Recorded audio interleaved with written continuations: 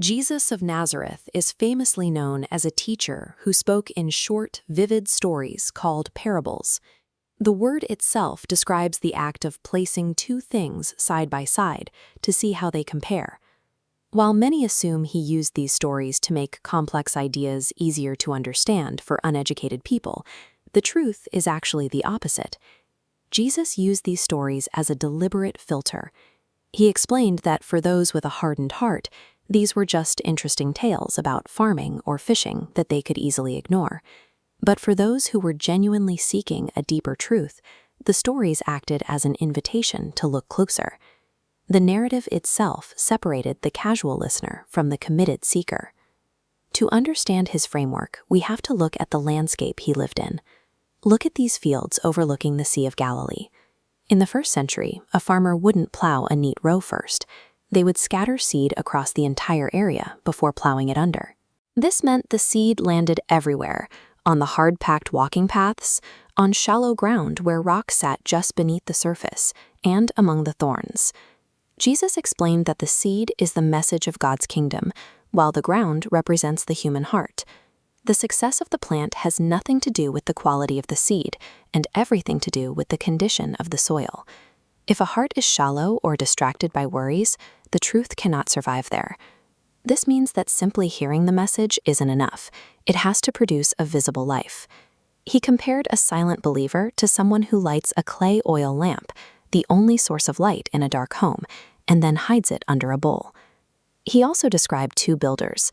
Both heard the same instructions, but only one acted on them, building his house on solid rock. The other listened but did nothing, building on the sand. To a builder, these dry riverbeds, called wadis, look like a perfect flat place to start a project. But look at this terrain. During the rainy season, these paths become raging torrents of water. Because the foolish builder ignored the reality of the landscape, his house was completely destroyed when the storms hit. Jesus was introducing a way of life that the old religious systems simply couldn't hold. He used the example of wineskins. New wine is constantly fermenting and expanding, so it needs to be stored in flexible new animal skins that can stretch. If you pour that expanding life into an old, dried-out skin that has lost its give, the pressure will cause the skin to burst and the wine to spill. He was making it clear that his message of mercy and freedom could not be patched on to the rigid, brittle rules of the religious leaders. Trying to force this new movement into the old, narrow boxes of the past would only result in destroying the very systems they were trying to protect. This kingdom grows in ways that don't always make sense to us. When people asked why God allows evil to exist, Jesus told a story about a farmer whose enemy sneaks into his field and plants a weed called darnel. Because this weed looks exactly like wheat when it's young, the farmer refuses to pull it up early, fearing he'll destroy the good crop. He waits for the final harvest to separate them. The kingdom starts in ways that seem tiny and insignificant. It's like a mustard seed, a tiny speck that grows into a massive garden plant, or a pinch of yeast that a woman kneads into a huge batch of dough. Even though you can't see the yeast working, it affects every single inch of that bread. In a world without banks, people often buried their valuables in the dirt for safety. Jesus described a man who unexpectedly finds treasure in a field, and a merchant who spends his life searching for one specific, flawless pearl. Both of them recognize that what they found is worth more than everything else they own, so they sell it all to get it. He also described a large fishing net being dragged through the water. It doesn't pick and choose. It gathers every kind of fish in its path, bringing them all together to the shore. These stories show that finding the kingdom brings a level of joy that makes any sacrifice feel small. While the net gathers everyone for now, the final decision of who truly belongs in that kingdom is a process that only God handles at the very end. The religious leaders were offended that Jesus spent his time with outcasts. In response, he described a shepherd who leaves 99 sheep to find one that wandered off, and a woman who sweeps her entire house to find a single lost coin. A lost sheep was a major financial loss, and a missing coin could be a part of a woman's life savings. In both cases, the search is urgent, and the recovery leads to a massive celebration. His most famous story involved a son who demanded his inheritance while his father was still alive, a move that was a profound cultural insult. The son wasted the money and returned home in shame, but before he could even finish his apology, the father did something undignified. He hiked up his robes and ran to meet him. In the ancient world, a man of his status would never run in public. The father's response was to throw a party and fully restore his son. But the older brother, who had stayed home and followed all the rules, was bitter. He couldn't understand why his father would be so generous to someone who had failed so badly. The story exposes the gap between a father's heart for the lost and the coldness of those who think they've earned their place.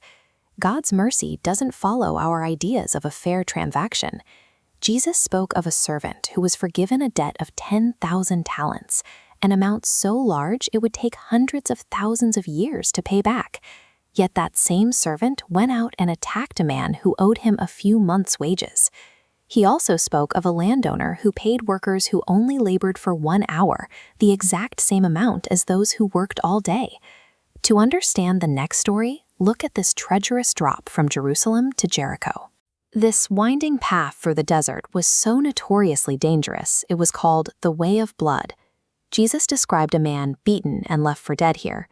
While religious leaders walked past him to keep themselves ceremonially clean, a Samaritan, someone from a group that was racially and religiously despised by the audience, was the only one who stopped to help. By making the enemy the hero, Jesus changed the definition of a neighbor. It wasn't about who lived near you or who shared your race. A neighbor is an active role you take on for anyone you encounter who has a need you can meet. He also spoke about our reliance on God. He described a man waking his neighbor at midnight to ask for bread, persisting until he gets what he needs. He contrasted that bold prayer with a rich man who spent his life building bigger barns to store his wealth. That man felt perfectly secure, yet he died that very night, leaving his fortune behind. Ultimately, looking at others to feel better about ourselves is a form of blindness. He described a respected Pharisee boasting in prayer about his good deeds, while a corrupt tax collector stood far off, simply asking for mercy. It was the man who admitted he was completely empty who was actually accepted by God. As Jesus reached the end of his time on earth, his stories emphasized that the window for a response would not stay open forever. He spoke of a son who said he would work but never showed up, and a fig tree that produced nothing for 3 years. The gardener pleaded for just 1 more year to help it grow before cutting it down. Many people miss this invitation, not because they are evil, but because they are too busy with good things. He described a king whose wedding guests made excuses about their new land, about their businesses, or their families. They allowed the normal responsibilities of life to become the reason they missed the feast of a lifetime. These ancient stone ruins remind us of the established religious power Jesus was addressing. He told a story about tenants who rented a vineyard, but refused to give the owner his share, eventually murdering the owner's son to take the land for themselves. He was telling the leaders to their faces that they were the tenants, and they were about to kill the son. Because the stakes are so high, he warned his followers to count the cost. No one starts a tower without seeing if they can afford the stone, and no king goes to war without checking if his army can actually win. Following him is a total commitment that requires everything you have. Preparation is something you have to handle yourself. He described 10 bridesmaids waiting for a wedding to begin at night. 5 brought extra oil for their lamps, and 5 did not. When the groom finally arrived, those without oil couldn't borrow it from the others. By the time they went to buy more, the door was shut.